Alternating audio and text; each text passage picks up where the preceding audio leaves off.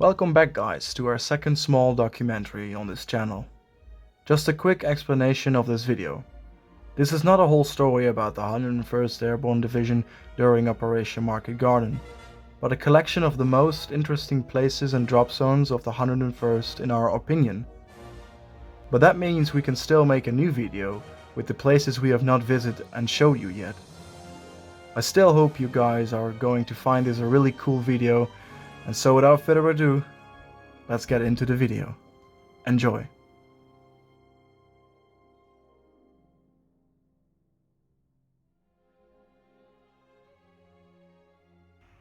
On an unexpected quiet afternoon on September 17th, 1944, around 1 o'clock, suddenly hundreds of planes could be seen over the village of Son and Best. A little after all the soldiers jumped out of their planes with their camouflage parachutes. Their goal was to land on the meadows, also called Drop Zone B and C. This was the perfect spot in the area where the troops could gather and the gliders had enough space to land. Slowly the soldiers came closer and closer to the ground, on the meadows and grassy fields, on the unexpected farmers who did not believe what they were seeing. In the middle of the drop zone stood a large farmhouse, the Paulushof. This was an ideal landmark for the pilots because the name was written in large letters on the roof and became the central point of the drop and landing zones. For 3 days this farmhouse was the command post of the 101st Airborne Division. Elements of the 506th Parachute Infantry Regiment had to rush towards the bridge at Son, right after the landing. They landed without much opposition at Drop Zone C, located at the Sonse Heide. All 3 battalions moved towards Son. The 1st Battalion followed a route through the woods and across the fields, via a route along the main road in the direction of the traffic bridge over the Wilhelmina Canal.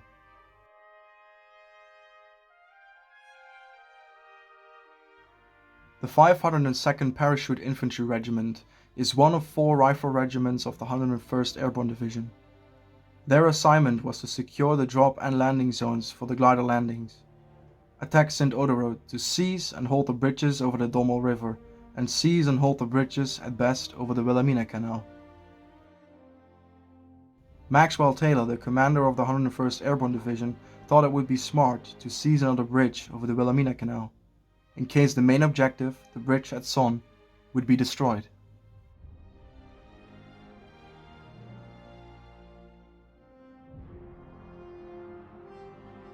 Mr. Overfeld has lived on the Paulushof all his life. He was 5 years old when the liberation of Netherlands began. He remembers it well. It was black with parachutes. They all landed at our place in the back of the fields and entered our yard.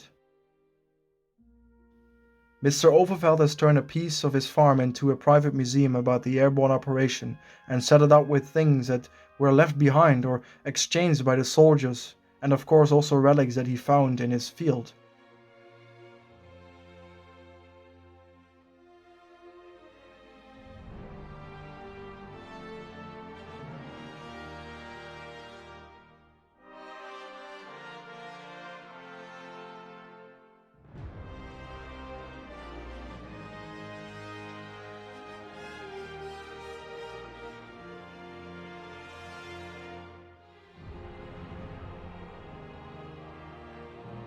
And a complete parachute that he found himself on his own field. How special is that? And it's not every day that we get to unfold and admire a complete parachute. It's unbelievable.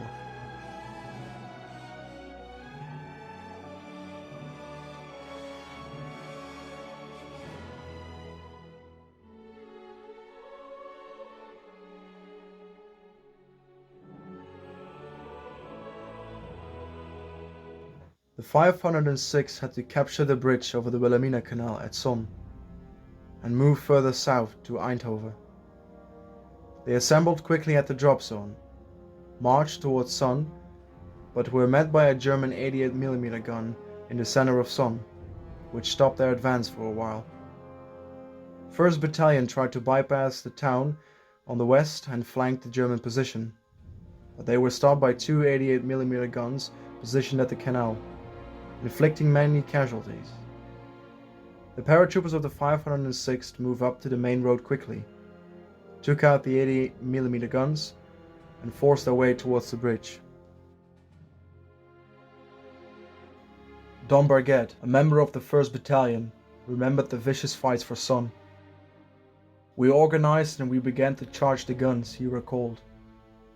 "The only way we were going to survive was to knock out the 88s, even though a lot of us were going to die trying to do it. As we were running towards them, they fired at us point-blank range. We overran their positions. There were several 88s that were sandbagged and dug in and used for anti-aircraft. A trooper from D Company got in close enough and fired a bazooka and knocked out one of his guns." Both groups from the 506th then moved towards the bridge. "We overran the 88s, took the German gunners prisoner, and someone said, 'Let's take the bridge.' We started to run towards the bridge. We were within yards of the bridge when the Germans blew it up. It went off with quite a force. We hit the ground. I rolled over on my back because everything got real quiet. I saw the debris in the air. I remember seeing this tiny straw that was turning slowly way up in the air. And as it hit its maximum trajectory and started to come down, it became larger and larger. About halfway down, we realized the size of this thing. It was probably about 2 feet wide and 40 feet long. There was no place to run. When it hit the ground shook like jello." With the Sun Bridge in ruins, the effort to capture Eindhoven slowed. However, after cleaning the German resistance, footbridge was put in place and the other battalions crossed the channel moving south to Eindhoven. On 18 September, the paratroopers in Eindhoven established contact with the advancing ground force of the British 30 Corps. On the following day at Son, engineers built a Bailey's Bridge on the western side. The British Guard Armored Division could continue their advance northward. However, the Germans didn't like this. So it was around 1715 when the 1st Panther, led by Lieutenant Graf von Brockendorff-Ahlefeld, rolled along a dirt road parallel to the canal on the southern approach to the Bailey's Bridge. Among other targets, the 7.5cm gun engaged the top of the church bell tower in Son in an attempt to destroy possible American observers inside it. After some fire exchanged, Taylor rushed back to Landing Zone W where he picked up a 57mm anti-tank gun and its crew from B Battery, 82nd Anti-Tank Battalion. Once in Son, the gun was positioned among the houses on the northern side of the canal and the first shot disabled the leading Panther. The block turret of the Panzer remained pointed at Son. The crew bailed out and escaped after another Panther was knocked out by bazooka fire, and since darkness was falling, von Malsen decided that it was enough for the day and ordered their withdrawal. The bridge defenders were relieved during the night with the arrival of C Company, 1st Battalion, 327 Glider Infantry Regiment.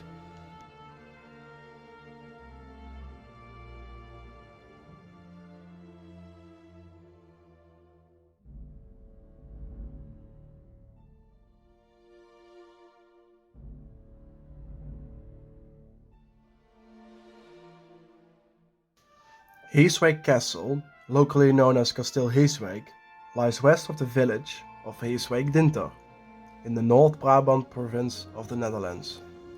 On Sunday, September 17, 1944, more than 600 American paratroopers landed around Castle Heeswijk.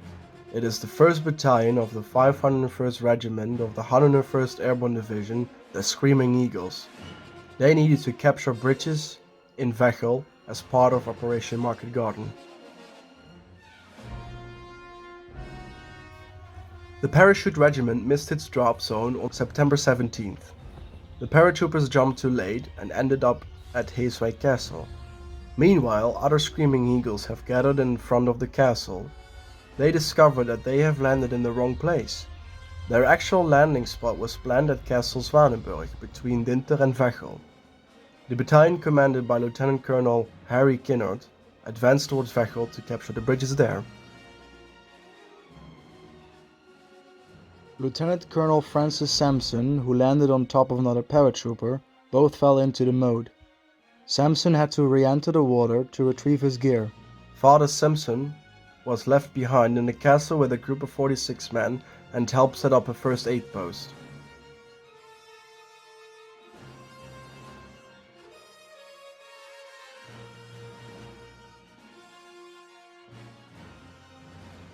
John's first combat jump took place in the Netherlands, during Operation Market Garden.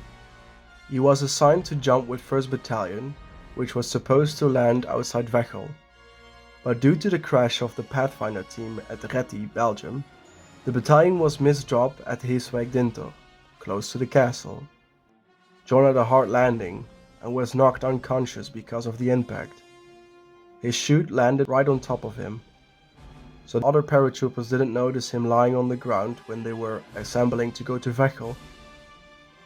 When he finally woke up, he walked up to a farm and was welcomed by the locals. Eventually John found his company and stayed in Veghel for a couple of days before moving to Eerde, where the fighting became very intense.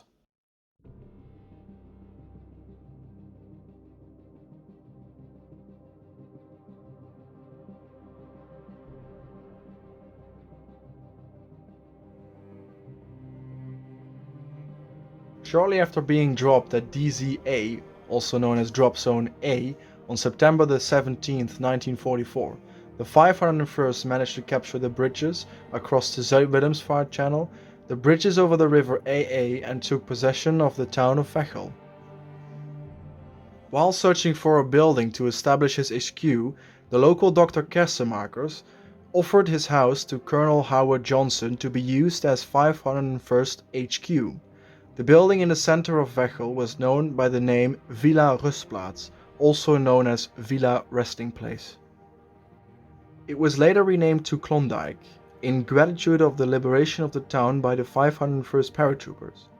Klondike was the radio call sign of the 501st Regiment. The building was built in 1870, and Dr. Kersemakers and his family lived there from 1913 until 1969. This next picture shows the Kersemakers family. The picture is taken in September of 1944. The vehicle you can see in the back has a V signature, which is the first letter for the Dutch word resistance, also known verzet. It gives a safe pass across US troops. Approximately 5 days after the landing, General Taylor used the same building as 101st AB HQ, as third location in Operation Market Garden. Starting at Soeneshof, in Son, he moved to Castle Henkelshage in Sint-Oederode and then moved to Veghel. For this reason, nowadays a monument can be found in the shape of a kangaroo, close to the Klondike building. Kangaroo was the call sign for the 101st AB Division.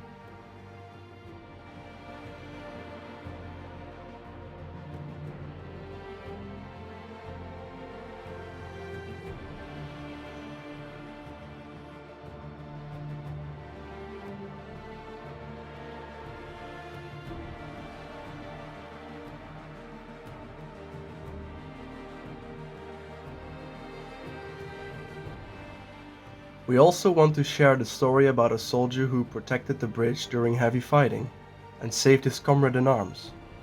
This was Private First Class Joe A. Mann. He distinguished himself by conspicuous gallantry above and beyond the call of duty. On 18 September 1944, in the vicinity of Best, Holland, his platoon, attempting to seize the bridge across the Wilhelmina Canal, was surrounded and isolated by an enemy force greatly superior in personnel and firepower. Acting as lead scout, Private First Class Mann boldly crawled to within rocket launcher range of an enemy artillery position, and in the face of heavy enemy fire, destroyed an 88mm gun and an ammunition dump. Completely discarding the great danger involved, he remained in this exposed position and with his M1 rifle killed the enemy one by one until he was wounded 4 times. Taking to a covered position, he insisted on returning to a forward position to stand guard during the night. On the following morning, the enemy launched a counterattack and advanced to within a few yards of the position, throwing hand grenades as they approached. One of these grenades landed within a few feet of Private First Class Joe A. Mann. Unable to raise his arms, which were bandaged to his body, he yelled, "Grenade!" and threw his body over the grenade, and as it exploded, he died. His outstanding gallantry above and beyond the call of duty and his magnificent conduct were an everlasting inspiration to his comrades from whom he gave his life. Over the years, Joe's family visited Best numerous times, honoring Joe for what he has done. In honor of what Joe Mann did, the village of Best set up a monument which carries Joe's name in the Sonse forest, close to the bridge at Best where Joe earned his Medal of Honor.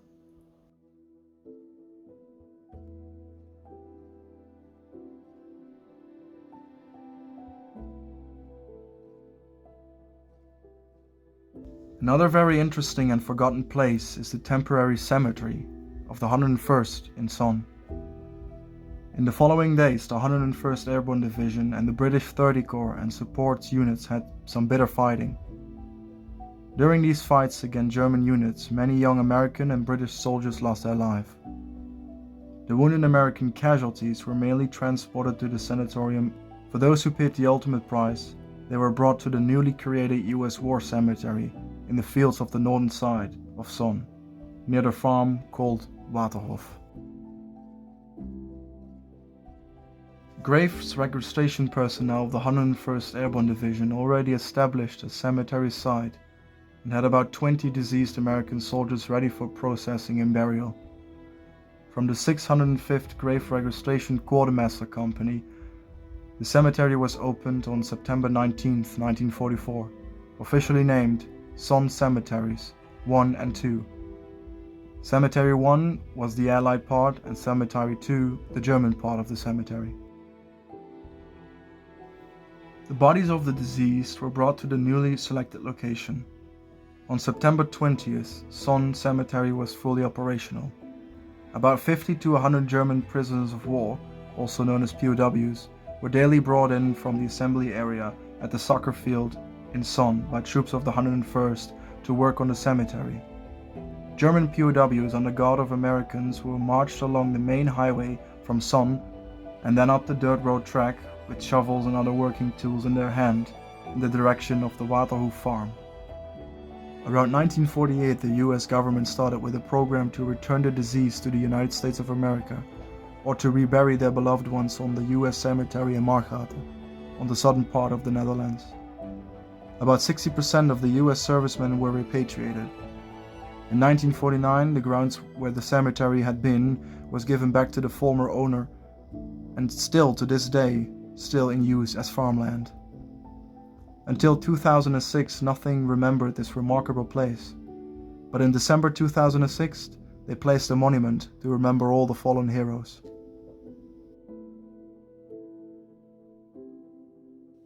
Thanks all for watching our documentary. We hope you've enjoyed it. If so, don't forget to like and subscribe to motivate us to make even more videos. In the meantime, we are already hard at work making the next documentary, which will come in December with a special theme, Battle of the Bulge. And we will of course also upload metal detecting videos for you to enjoy watching. We hope to see you again in our next video.